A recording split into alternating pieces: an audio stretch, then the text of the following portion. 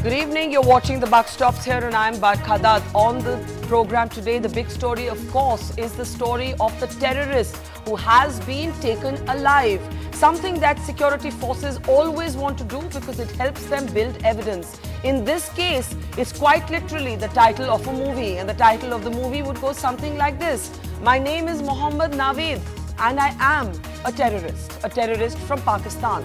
At least that's what this man, taken alive, captured by security forces and civilians in the Udhampur region of Jammu and Kashmir, said on tape as police officers and members of the village defense committees of that region virtually interviewed him, doing what journalists are meant to do, or some would say should avoid doing in situations like this. But in his own taped testimony, Naved Khan, who initially described his name to be Usman, so we're saying Naved Khan Urf Usman, has told interrogators that he is from Faisalabad in Pakistan.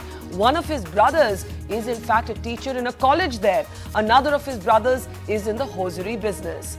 Of course, the capturing of this terrorist by helping India to build its case on terror being fomented from across the border also raises discomforting questions for the Modi government's Pakistan policy. This is coming just a couple of weeks before the national security advisors are scheduled to meet, and hours after one of the top-ranking police investigators of Pakistan actually said on record that every charge that India had made about Pakistan on 26/11 was true.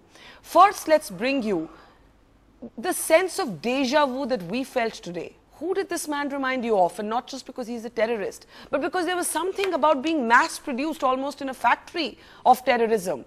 Catch them young, indoctrinate them early, and then teach them how to be terrorists. The man caught today even looks like Ajmal Kasab, the last big high-profile target in an ongoing terror operation to be taken alive. And let's bring you those twin images, and it'll give you that sense of that ominous deja vu that we are talking about. There it is on your screen. Kasab on one side, Naved Urf Usman on the other, and how similar they look.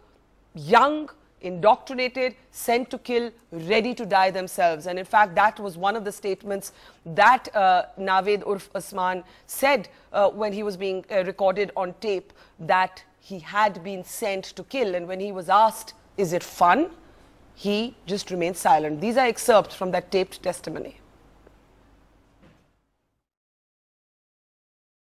आज थोड़ी आया तू पाकिस्तान से, कब का निकला है पाकिस्तान से? कितने दिन हुए? 12 दिन। 12 दिन हो गए। कितने बंदे थे? दो ही थे। नहीं, असली बात बता, कितने थे? नहीं पता ना। जो छोटे छोटे बच्चे मेरे यार, उनका क्या कसूर था? वो क्या करते हैं आप क्या दुश्मनी है हमारे से, हिंदुस्तान से, तुमसे आपको क्या दुश्मनी है? पैसे मिलते हैं आपको, पे मिलती है, सैलरी मिलती है, तो क्यों जा रहा है अपनी जिंदगी बर्बाद करते हो आप? अच्छा काम करने से मजा है। अच्छा काम करो, दिहाड़ी लगाओ, दिहाड़ी लगाओ। दिहाड़ी क्या लगाओ? मारना ही मारना है। कितने दिन से कहाँ रुका हुआ है? तो नहीं कहीं, पाकिस्तान से अभी आए थे जंगल में, बॉर्डर से। ना 2 दिन हो गए। फिर हम नीचे उधर सड़क पे जम्मू, फिर उधर से गाड़ी पकड़ी है। नहीं, तार काट के आए भाई, आप तार काट के आए। आपको पता होता उधर आर्मी नहीं थी तार के पास? हाँ, तार के पास कोई आर्मी नहीं थी उधर। ठीक पोस्टें थी उनकी, ना तार नहीं काटे। हमारे पास क्या था जो तार काटे? ऐसे ही आपको तार कुछ नहीं काटी आपने? छोटी थी वो मारती।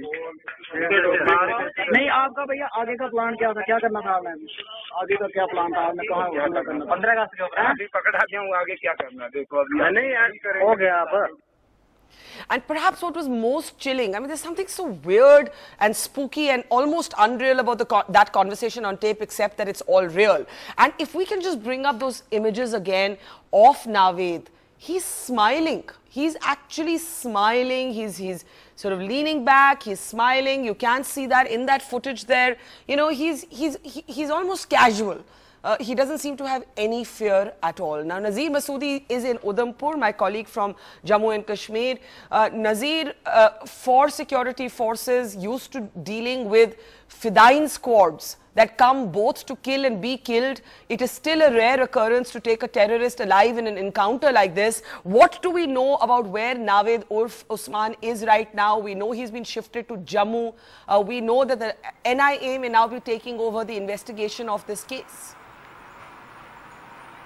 Well, Barkha, Naved has been shifted to Jammu to Joint Interrogation Center, where he will be interrogated by state and the central agencies, intelligence agencies. But the fact is that we know in 2012, in March 2012, when militants stormed a CRPF camp in Srinagar, Bimna, Srinagar, a Pakistani militant was captured alive by the police. But in this case, they were the brave villagers, 3 villagers who captured him alive, then handed him over to, police. When everybody was, running for safety, 3 villagers, brave villagers, they captured him alive and handed him over to police. And right from this group of militants have infiltrated. According to investigators, this militant has said, Naved, they have crossed through Kupwara sector. Then that is really a challenging thing. In just 12 days, how can they come from all the way from Kupwara to Udhampur and carry out such an attack? Was there anybody who carried them to this place? Those are the questions investigators are looking answers for. But this is really a huge challenge. Jammu has become the target of militancy in recent times. There have been 4-5 attacks since February, March this year. Yeah. And since Kashmir has now resurgence of indigenous militants, where no young educated boys from well-off families are joining militancy. The focus of the foreign militants has shifted to Jammu province. They are attacking in Jammu area. That is the challenge now for the security force, how to deal with this. Since Kashmir Valley has now the indigenous militancy, local boys joining militancy, they are pushing these foreign militants to Jammu area. And Nazir, March 2 attacks. Yeah. Nazir, I can tell by the sound of the trucks behind you that you're actually standing right on the highway which became the target of terror attacks today. This is not typical. I remember from a decade ago from reporting in Jammu and Kashmir that you used to have, before any convoy could move out, you needed road opening parties, you had sniffer dogs and metal detectors scouting for IEDs. And we thought we had come out of that phase in Jammu and Kashmir.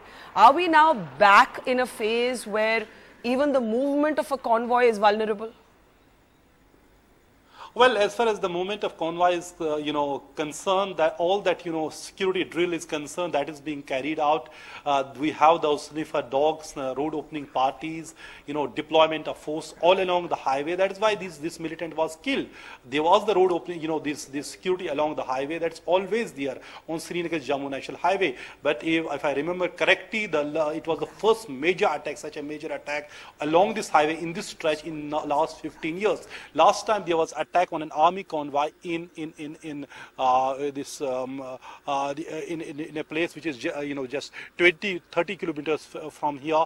That was attacked. That place, there were army convoy as attacked. This means that militants are trying to target this place once again. This means the security force has once again a huge challenge to protect to increase their guard along the highway and strategic security force roads, which security forces are often using. And this road is certainly a lifeline for the security forces. And Udhampur, where I am right now, is also Army's Northern Command is here.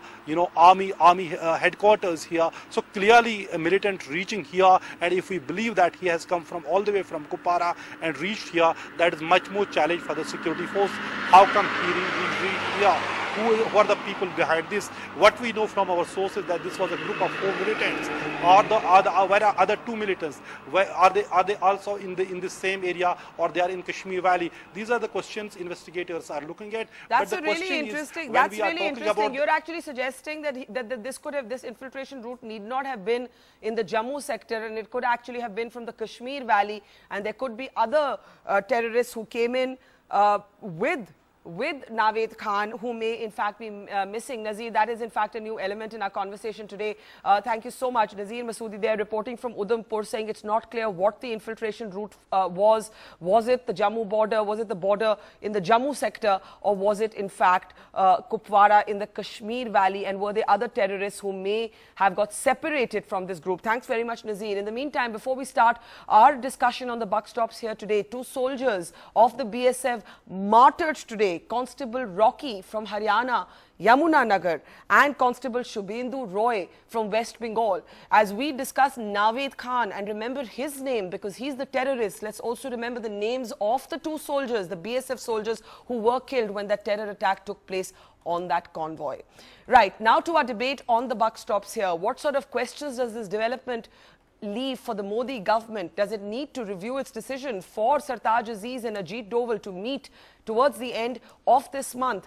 Does it leave the Modi government grappling with the same sort of questions that the Manmohan Singh government had to grapple with, but then the BJP in opposition used to criticize it for? Let's introduce our panel this evening. With me in the studio is the BJP's Nalin Kohli. From the Congress, I'm joined by Abhishek Singhvi, senior leader of the party. Also joining us on the program today, General Atta Hasnain, who served as an army commander of 15 Corps in the Kashmir Valley. Also joining me is General Shankar Prasad, the high-ranking general and infantryman himself. From across the border, we are joined by Major General Athar Abbas. General Abbas has been a spokesperson, in fact, for the Pakistani military, and with him is also Saeed Tariq Pirzada, who has been a senior Pakistani diplomat. And of course, finally with me in the studio is Shekhar Gupta. Not a diplomat. Well-known, not a diplomat. Well-known, all right, not a diplomat, strategic affairs expert then. Analyst, just an analyst. All right, taken your point. The debate hasn't even started yet, sir. Calm down. Nalin Kohli, let's bring you in. Let's bring you in. Yes. Talks are scheduled to happen in about a fortnight from now. Does this change anything?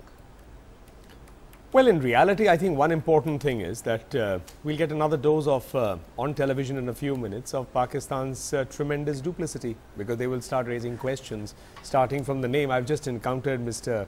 Pirzada, analyst, on a preceding channel, and the discussion was far from healthy. So anyway, getting back to the point, so I'm sure ours will get disrupted too. Let's go and look at it in totality. Pakistan is a problem state. There are multiple power centers there. Our talk, or the talk between the 2 governments, would be obviously between India, where the government of India is the government of India. There is no other power center here. And Pakistan, the elected government, but there is also the ISI, there is also the army, and there are the non-state actors, as they call, which are essentially terrorist or militant groups. Yes, this we know. Yes, we know. So I'm just pointing out what will happen if these talks are to go on or not. That is wholly in the domain of the government. They will decide if that's right. Does this complicate that question well, in a for sense, you? I think, in a just sense, 1 second. 3 things have happened. 3 things have happened. Gurdaspur, Tariq Khosa going on record to say that the Indian case on 26/11 was bang on, and a Pakistani terrorist gets taken alive. Absolutely, and I was going to come exactly to that, because that's the important thing. There are 3 of them, and they are also on the eve of our Independence Day. Yes. There are also reports that possibly there are more. There are other reports that point that they may be close to the vicinity of the capital, if not here already. So therefore, there is also the element that there may be more in the offing. With all of that being there, there will be a riot act that is bound to be read out. But you're not answering my question. I'm coming to it. I'm just answering. If there were the talks, and as I said, that is the domain of the government, whether there will be talks or not. What is the view of the BJP? Well, our view is very simple, that irrespective whether there are talks or not, whatever are the options that a government has, and a government does have many options, those should be exercised from time to time. And, and I don't think we would be compromising on our requirements from any standard. Abhishek Singhvi, you know, when you were in government and the BJP was in opposition, had a terror attack like this happened, you would have been saying what Nalin is saying, and perhaps Nalin would say what you may be about to say. Do you believe that terror is now written into the India-Pakistan equation, that there are always groups and perhaps sections of the deep state in Pakistan that do not want India-Pakistan talks to happen, and for that precise reason they should happen? Or do you believe the BJP government is now politically trapped by its own rhetoric as an opposition party? Apart from the first part of your comment, Barkhan, I'd appreciate if my echo would be turned down, although I like the sound of my own voice, the echo is very strong. Apart from the first part of your comment, most of what you say I agree with, The first part of the comment, namely about me saying what he says and he saying what I am saying, I don't agree with. Let me make a few points quickly. Yeah. You must not forget, Barkha, that today's attack is on a BSF convoy. So you must notice the increasing callousness, brazenness, confidence of these elements. BSF convoys are not mere innocent persons being attacked. And therefore, I think this is getting more and more serious day by day. Second, published statistics show, government statistics, that in the last 1 year, whether you wanted to sound political or not, that's a fact. The number of cross-border incidents, J&K incidents, has increased 8 times. 8 times. Yeah. I have the figures. Number 3. That doesn't prove anything. This is definitely something to do with the duplicity. Abhishek, those increased figures could much more to do with the internal dynamics of what's happening in Pakistan than they are to do with any political dynamics here. I mean, certainly. Yeah. I'm not saying this. I didn't say that the BJP is responsible or want it to happen. But under their watch, this has happened. I'm only stating a fact. Okay. Now, third is very important.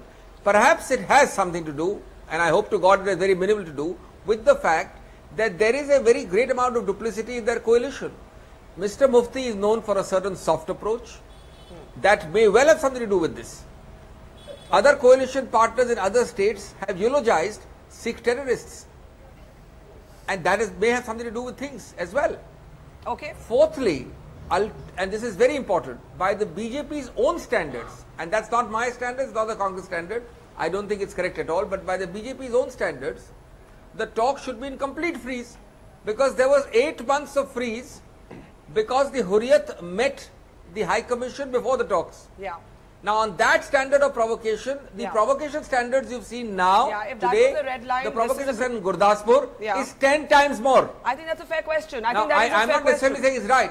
I think that's a fair question. Now, and last but not the least, it stands ill with the overall makeup of the BJP, which is constantly injecting jingoism, false patriotism, nationalism into debates where there is no role, but where these phrases have real role. Yeah. Jingoism, nationalism, patriotism. I'll allow Nalin a brief interjection, because this is not just about the Congress BJP. There are greater matters at stake here. But Nalin, you have MPs who false patriotism. Come on, hold on. Before the question, false patriotism. Yeah. What kind of language is that? False patriotism. That means you can't love your country, and if the BJP loves the country, that's false. Sakshi Maharaj says that if you disagree leave Sakshi Maharaj out of this. Leave Sakshi Maharaj. 1 minute. So hold on. That's Sakshi Maharaj. That's not the frontline BJP's view. So I take offense to it. Absolutely. Abhishek, do you want to take that back? I love my country, so that's false. Just because I'm from the BJP. He's avoiding the real debate. No, I'm not. I'm merely pointing out, sir. He is digressing and diverting. I'm saying that those the are BJP inappropriate has words. Withdraw it and we can move ahead. Words in a false sense. I'm sorry. On the contrary, I said that where they are required, you are failing. No, I'll come to the other part of it. I don't run away from any debates. They require them to stop this. But hold on. Those are inappropriate words. Withdraw it and we move on with this debate. I'll answer everything. Now 1 minute. Let me come in here. Nalin. You can't say false patriotism. Nalin. Let me rephrase maybe what I don't know if Abhishek was trying to say this, but let me attempt at what I think he was trying to say. The BJP has always tagged its politics by a certain nationalist position. I think he's making the argument that when it really comes to issues of nationalism, you're suddenly not the tough guys that you promised you'd be. How do you know? And why do you say that? Let's go one by one. That's the question. No, I'll answer that. Doesn't show on the ground. These don't show, results don't show. Come on, answer. I need to open up the panel. Please answer. Dr. Singhvi, I can assure you I have no interest in answering on behalf of the Congress. Stage asides are now, please. This is, come on. Come on, Dr. Singhvi and I aren't enemies, but we can spar. I agree, so come on. So, okay, let's get back to what you're saying. Yes. Why do you say that?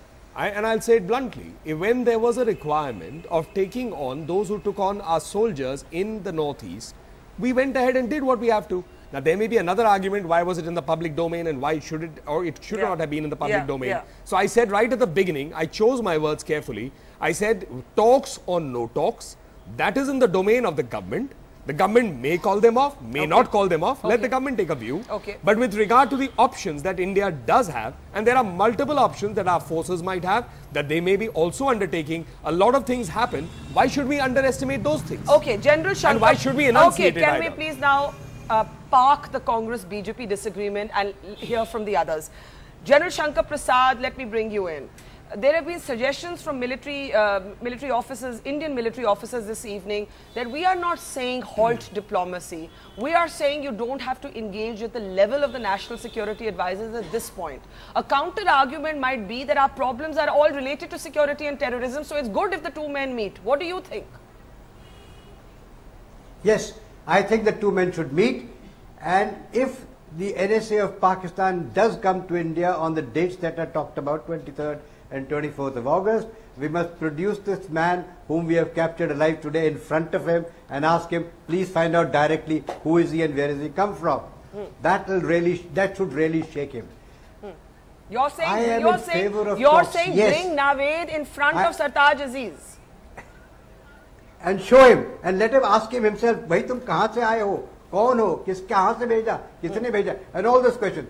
That's something, whether it will happen or it doesn't happen is one matter. But he should be shown this evidence, hardcore evidence in front of him. Okay. That's one issue. Okay. As far as talks are concerned, Barkha, I am not opposing NSA level talks. They have to take place.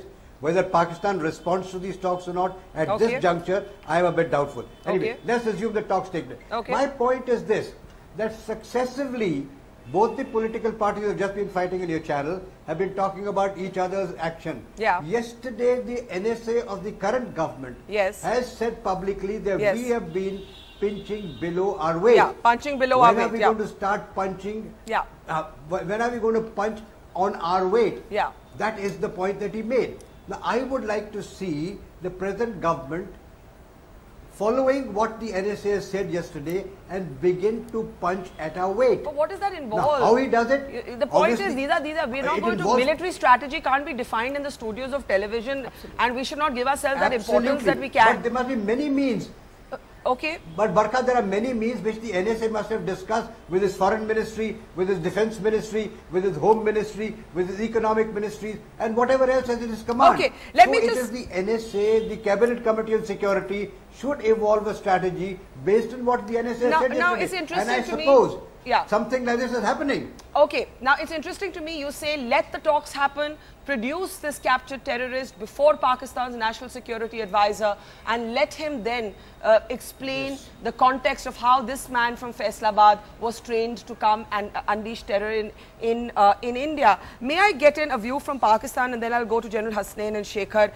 General Athar Abbas, two things have happened for Pakistan that are deeply embarrassing. One is your own countryman, well-respected police investigator, Tariq Khosa, writing in the Dawn that every allegation India has made about 2611 is true. Point one. And the second is this man who's taken alive, himself describing his family in Faisalabad, his brothers, what they do, how he's taken 12 days to come from Faisalabad into India, and so on. Does this, in a sense, puncture Pakistan's capacity for denial, General Abbas?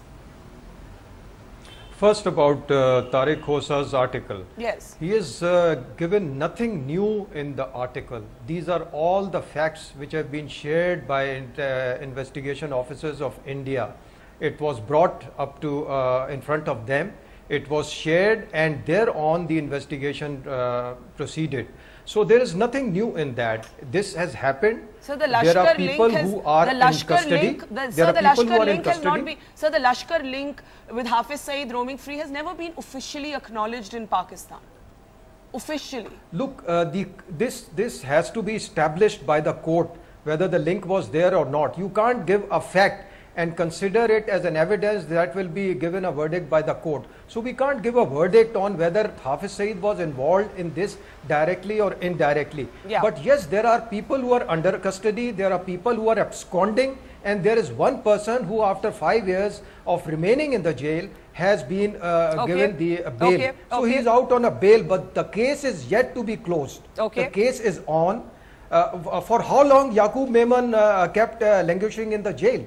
It's 20 years that you took. For how long are Pervez Musharraf's assassins were kept in jail and then they were given the punishment? So it's not yet closed. It is yet to be closed. What about Naved Urf Usman, caught on tape saying, I am from Faisalabad, General Abbas?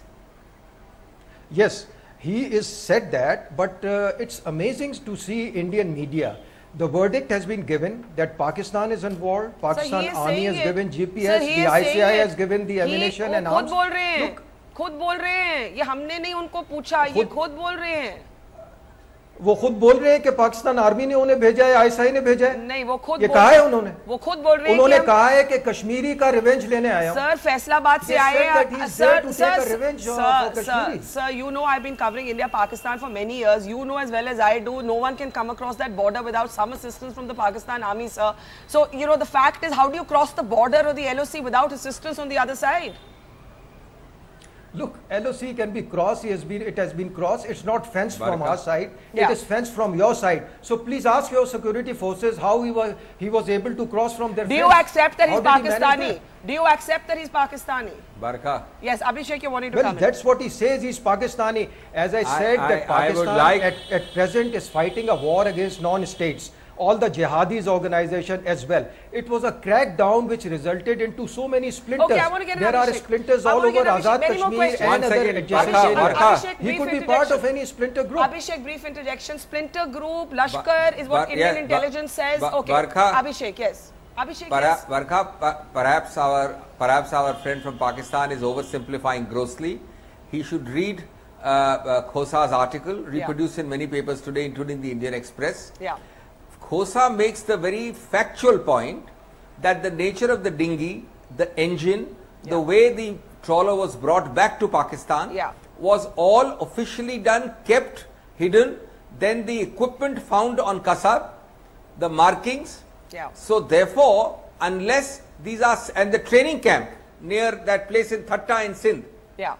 And then Mr. Khosa laments the slowness, the tardiness and the lackadaisical attitude in prosecuting them and letting them there.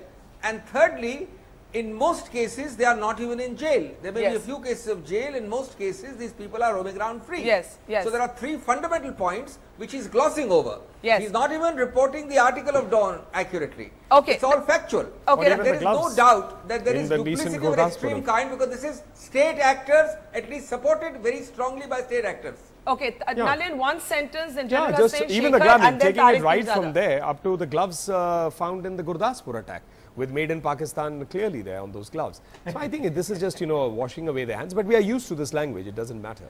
Now, General Hussain, what should happen next?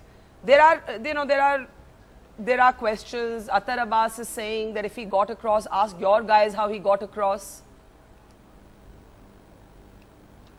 Well, firstly, Barka, let me take you back to this issue of, first of all, where they came from, whether from Kupwara or from Jammu, etc. From a professional angle, anyone can tell you, coming from Kupwara, infiltrating and taking 10 to 12 days to reach Jammu is well nigh impossible. To my mind, this happened. They are the remnants of the Gurdaspur group who have gone into hiding and then looked for an appropriate target. And a BSF convoy or an army convoy on the national highway is a very vulnerable target, and it sends out an appropriate message. And these terrorists are well motivated, extremely well trained on those training camps, and they chose their target extremely well. But what I'm really surprised is the manner in which we have allowed, and we are once again falling into the trap of 2611, where we are allowing local people there, local police, etc., to interrogate these people right on camera and spoil this whole case. Why do you say it's spoiled? Why would you say, you know, Shekhar has the same point, but why do you say it will what spoil? Happened in 2611? Why will it spoil the case? People could argue that is the evidence. What I'm trying to tell you is you need professional interrogation for this. Professional interrogation, properly documented. For the moment is all right that we are taking a lot of mileage from it from the moment. But I think if you really want to see the lie nailed as far as Pakistan is concerned, let this case be handled very, very professionally. Let all the lessons we have learnt of 2611 be applied here. Let me get in, Shekhar. Excellent investigative agencies. Let me get in, Shekhar. Very good I think you make a good point, and I want to get in, Shekhar. Shekhar, one on the point that you have tweeted today, that this has become a bit of a tamasha. And, you know, has it become a tamasha that will give Pakistan an opportunity to puncture holes in what actually seems a very clinching argument if the man himself is saying, I've come from Faisalabad. You will remember that when Nawaz Sharif first got up and said, when he was an opposition leader, and he got up and said Kasab is Pakistani, he actually had to withdraw his statement till a Pakistani journalist bravely established that Kasab was Pakistani. Even today, some Pakistani friends of mine have refused to believe that this man is Pakistani. Well, first of all, I don't think I particularly care what the Pakistanis say and what they think and what they know and they don't know. Yeah. Because that comes much later. They will say what they need to say, yeah, or what suits them. Yeah. We are a serious country, fourth largest army in the world. We have very large intelligence networks, yeah, right? This is the most heavily protected part of our country, yeah, ringed by the most heavily protected, fortified and militarized border in the entire world. Yeah. Shoot at sight, etc., etc., etc. Armed Forces Special Powers Act. If in this situation, terrorists get in and get so far as to be right next to a highway that wasn't even hit in 1965, when there were 10,000 infiltrators. Although the IB is now saying there was an alert on this stretch of the highway in May. The IB always has an alert for everything. I think there's a department at IB which routinely keeps issuing alerts, and because we don't have access to their files, after every incident they can leak a story that I wish there was RTI and RBI so you could check whether there was actually okay, so what disturbs you about what you've seen today? What disturbs me is just our unprofessional conduct. If this Who's the R? R is the police. The police, the security agencies, the intelligence, even the BSF there. Look, this guy has killed 2 BSF people. He should not be shoved into the mic. His face should not be shoved into cameras and the microphones. There were no cameras, by the way. This is taken on a cell phone, then given to the media. There were no journalists there, from what I understand. But there was some police there. Somebody should know the basic to drill. coordinate off and yeah, basic drill. Because look, ultimately this will go to an Indian court. This can vitiate the case. He'll say, look, I never meant all this. I only said this because I thought the crowd will lynch me. I'm an innocent man. I just strayed. I am Bajrangi Bhaijan's cousin, right? I just, these are very, terrorism is very serious business. Today, I would say, I mean, if it happened, say in Tirunelveli, I'd say, all right, people are not really familiar with terrorism. Yeah. This is happening in J&K. Somebody has to answer for this. Nalin, quick comment, and then I've got Tariq Pirzada waiting to come in. Let me just continue this. And I don't blame the media for this. Yeah. I'll blame entirely the security agencies for this. This is a very serious. Yeah, the media has not interviewed this guy, by the way. This is a tape shot on a cell phone release. Then it's evident in that. I think just one step before that is also the reports say cell phone should have been confiscated. In fact, the reports also say that it was those villagers who actually overpowered him. Yes, so I think, my compliments go, because this was not an operation in which he was apprehended with his standard operating procedure or anything. This is just the bravery of 3 people who were chasing him, and the police were there. Fair enough. They ended up at that point, but they were able to overpower him. So I think But I think this is an important point. But I think Shekhar is making some point that you can't ignore. We need to learn from this. Okay, now I want to get in Tariq Pirzada. Tariq Pirzada, Nalin's very apprehensive that you're going to disrupt our debate, and I have decided that on this debate, you're going to reveal a different part of your personality, and you're not going to disrupt this debate. We are going to have a reasonable conversation on this program. Tariq Pirzada, when a man says, I'm from Faisalabad, I take you back to the time when Pakistanis were not willing to admit that Kasab was Pakistani. You know what happened next. You juxtapose this with Gurdaspur. You see Tariq Khosa's article. I believe on Twitter, you're even questioning Tariq Khosa's integrity, and he's Pakistani, not Indian. Well, do I have the forum? Yes, you do. All right. After being so generously dishonest to us in terms of the apportionment of time to all the panelists, you have come to me at the very end of the show or near the end of the show. So let me take the benefit of this opportunity. Here's the answer. First of all, Khosa, you are talking about a man who kept silent on the truth as you see it, the truth, for 8 years or 10 years or 6 years or 7 years, and now you are beginning to trust him just as you were beginning to trust, or you trusted your raw officer who exposed your realities, I think, on the issue of Samjhauta Express. But I want to say one thing about Khosa. Yeah. If he were an honest person, he should have come 10 years ago. He should have tendered his resignation while he was in service and he should have stood for the cause of India or for the cause of Pakistan or for the cause of peace. Hey, the Bombay attacks were unfair. Let's do business with full fairness. So the Bombay attacks were an act of war. Mr. Pirzada, you know, I don't want to get locked into that television cliche of shouting at Pakistanis. Let's try to resolve the issues between the two countries. But the man remains silent. And when a person is silent for 10 years, there is every semblance of dishonesty that he carries. So you're saying he's lying. Well, you're saying he's lying. You're saying he's lying. Number two, about this guy, whose name is now disputed among the Indian media men at the present time. I've been doing shows all day. Some people, most of the channels have described him, if your information is not correct, try to correct it. They have described him as Naved Usman Urf Qasim Khan. Here you have called him Naved Khan. So I do not know whether your information is correct.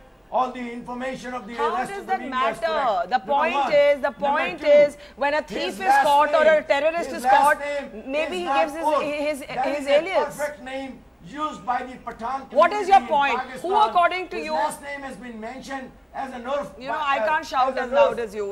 Which is Mr. Pirzada, there is a substantive conversation to be had here. I think telling this was the wrong channel. I have tried to tell him, Mr. Pirzada, I'm shouting across the border. Right, bring him into the show. You'll at least drown him. You know, I'm going to actually have to shout louder than you. And I will direct. 1 minute. Now, you've said enough. I want to tell you, you're not on Times Now. You're not on Times Now. You're on NDTV. We don't shout. And we are not shouting back at you. We do not shout. We argue intelligently. We argue intelligently. We are not on that channel. Now, that doesn't mean that I'm going to agree with you and allow you this hyperbolic monologue. Atar Abbas, do you agree with your Pakistani friend sitting next to you? He's destroying Pakistan's case single-handedly. He's brilliant. Brilliant. He's absolutely brilliant. I mean, he does a great job. I mean, the more we show him, the more there is a case built up. Why do we want to talk to Pakistan?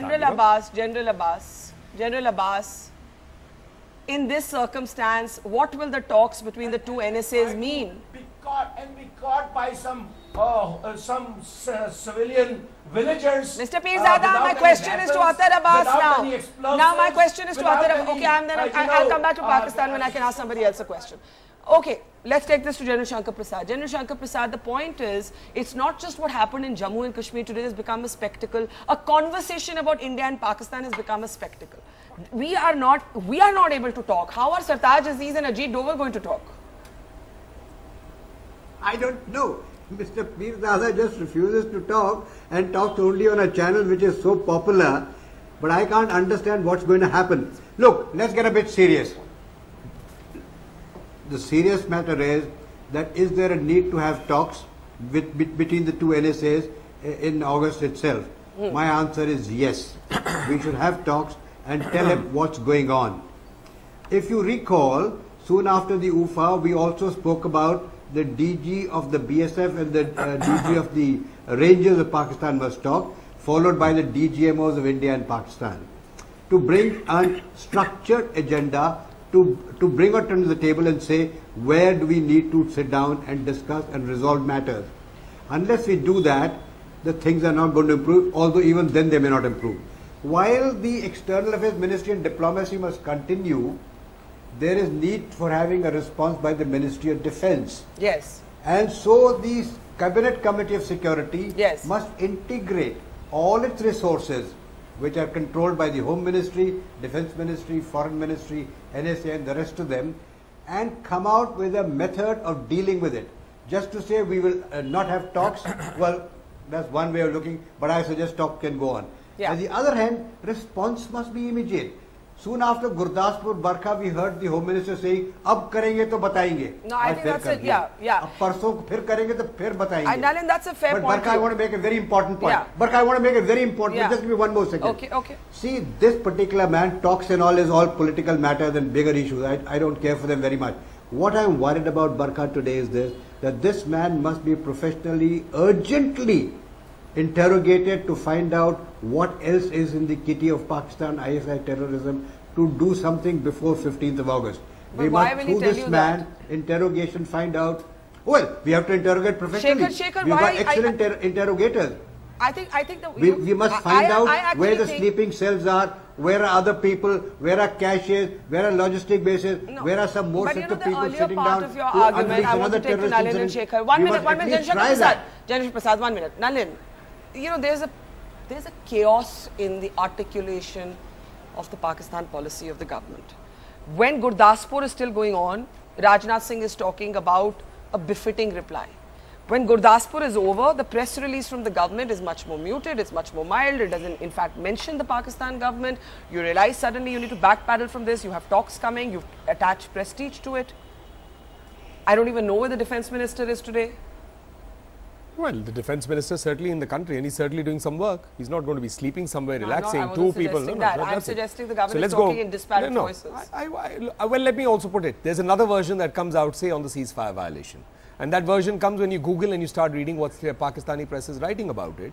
That it's far more violent, it's far more aggressive than ever seen. So the Indian response obviously has changed.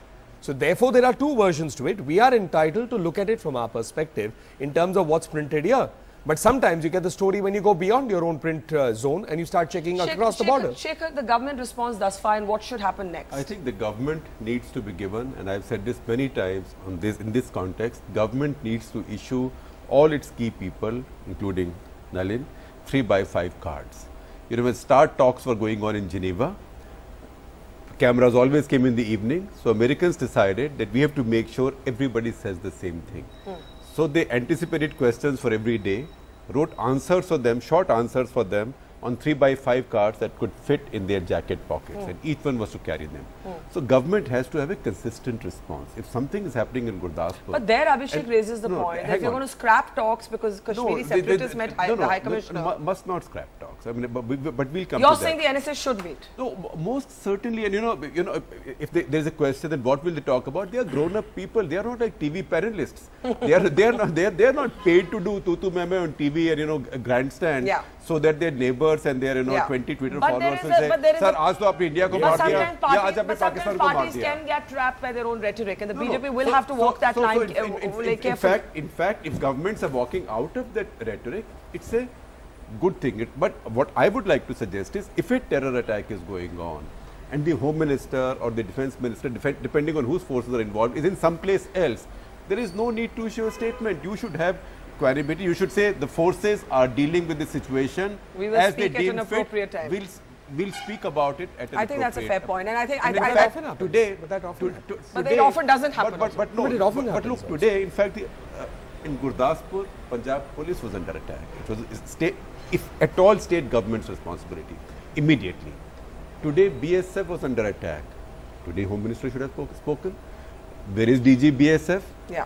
He should be speaking. So there is a confusion. Abhishek Singhvi, I think everybody wants to say something on Pakistan, and similarly in Pakistan, everybody wants to say something on Abhishek Singhvi and then General Attar Abbas, and I will attempt another conversation with Mr. Pirzada if he lets me get a word in edgeways. Abhishek.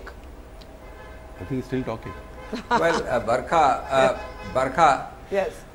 Your preemptive strike against Mr. Pirzada has failed. Yes. And in a lighter vein, the other channel, if it sues you for defamation, your frustration is you might have to, where to come for legal advice. Expose your lies. I mean, the way nobody come on, Mr. Pirzada, I heard Mr. Singhvi, then you can speak. Mr. Singhvi, please go ahead. Frustrates you. Now, I think two points. Barkha, I think you need someone as rabid on this side to talk to you, and that's not me. So you need to calm down and listen to everybody. Okay. It's all about Indian panelists and their gossip between themselves. You don't want to give a chance. Where did you get this cartoon from? Honestly, can we have a serious discussion? Can we really get down to a serious discussion? I mean, 2 of our Jawans died today. What have we got this cartoon here? I agree. Get this cartoon off your show here. Okay. In fact, he's ruining Pakistan. And in fact, I don't care whether he's ruining Pakistan or not, but I don't want to engage with a cartoon like this. Barkha. Yes, Abhishek. I'm trying, but nobody can shout louder than Mr. Pirzada except for certain Indian television anchors, and that's not me. Abhishek. 1 minute. I disagree with Nalin that you must not have a person like this off your show, because he's the worst advertisement possible for his country. Yes, I agree. In his sincerity quotient, so therefore you must have a person like that, because it does great disservice to Pakistan. Now, I want to make 2 or 3 very quick comments. One, I think we have to, as we did after 26/11, use every possible channel to have international isolationism and international opprobrium and ostracism of Pakistan. You tend to forget what happened after 26/11. A great amount of that happened, and that hurts a lot Pakistan. Number 2, I don't think we should always be at pains, and I think go to too much pains to try and establish the obvious, to try to argue the obvious. Look, he's Pakistani, he's supported by state actors, etc. You should take that, you make that point and take it as a given, and then go beyond that for this international isolationism and opprobrium. I think the Pakistanis are in a minority of one, a few of them. Every other country knows and thinks, A, they are Pakistanis, B, they are supported actively by state actors, but of course not overtly. So I think that should be taken. May I make an attempt to get a last comment from our more reasonable and calmer and politer Pakistani panelists? General Abbas, any last thoughts on the NSA talks?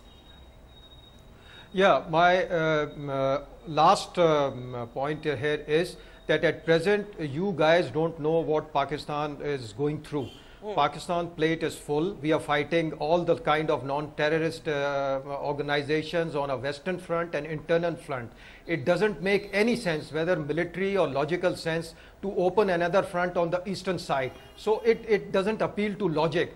The second thing is, this kind of tension between the two countries is a big enough incentive for all kind of these individuals or splinter groups to further aggravate the tension in that. So if we want to give them incentive, we should stop talking. But Pakistan has been professing talks for quite some time. It was your Ministry of External Affairs which approached Pakistan in Gufa to go for the talks. So Pakistan welcomes the talks. But the point is that talks should be result oriented. Talks should focus on main core issues, and that is the source of problem. If Kashmir remains the source of problem, these kind of individuals who have been brutalized in the adjacent areas of Kashmir will keep coming and keep creating problems. But the problem is we don't agree. We don't agree on the core issue. We don't agree on the core issue. We don't agree on the core issue. Nalin and General Hasnain, I actually have time just to take last comments. Faisalabad is not contiguous to Kashmir. Faisalabad does not. It's a little bit distant from Kashmir. Yes, Nalin. You know, I mean, it's okay that there will be rhetoric and there will be stuff spoken in that sense. We expect that. Let's go back to the main question out here. At the end of the day, it's terrorism. We face it. As far as Dr. Singhvi was saying, and I have no personal point on this, it's just that Dr. Singhvi, I don't care whether Mr. Pirzada is a good advocate for Pakistan's image or not. What we are bothered about is what affects our citizens, and they'll be bothered about their citizens. Whether they are fighting on the Western Front or not, again, is none of our concern. The Eastern Front is where we have a problem. We have nothing to do with the Western Front. Do you believe the talks should go on? That is in the sovereign right of the government of India. Talks to go on or not go on, they will decide. But as far as the government is concerned, I'll just back it up as a party. We expect, and I'm sure, the government will look at all its options. Some of it, may we see over a period of time being implemented. General Hasnain, I'll give you the last word. I do have to end after that. Well, Barka, today we are on the 5th of August. We are at a point in time. The stocks are going to be on the 23rd or 24th of August. We've got almost 19 days till then. There are 19 long days. Lots of things can happen in this time because we've got a landmark thing coming up in the middle. It's 15th of August, Independence Day. 14th of August, Pakistan's Independence Day. And anything can happen. So I don't think we should be talking about calling off talks and things like that. I think we should play it by the ear at the moment. If something else happens, a major strike again takes place, I'm sure the government will take an appropriate decision based upon the reality of the situation at that particular time. But I'd like to end on one note. General Abbas, who I have been repeatedly meeting in various events, has always been bringing out this issue about Pakistan being the victim itself, and therefore why should it open another front. The issue which he always forgets, and I always like to remind him, is that Pakistan never likes to go after the good terrorist. And this whole distinction between the bad terrorist and the good terrorist continues to play its role in Pakistani politics and Pakistan's strategy. And that is something which they must take note of, and we must take note. I will have to leave it there. General Abbas, we'll have you back when the gentleman sitting next to you isn't actually shouting you down. Thank you so much, Mr. Pirzada. It was fun trying to get a word in with you. General Abbas, thank you. General Hasnain, General Shankar Prasad, Abhishek Singhvi. This is the most I've ever shouted in 20 years. Shekhar Gupta, Nalin Kohli. Thank you so much, all of you. We end tonight. You know the name of Naved, whether you call him Osman, Qasim, Naved. We know him. But remember these two names that we're bringing up on your screen now. On the left, Rocky. On the right, Shubhendu. These are the two BSF Jawans martyred this morning. Remember their names in all the shouting and screaming. Political rhetoric trends to drown out the stories of real lives. And today we pay tributes to them.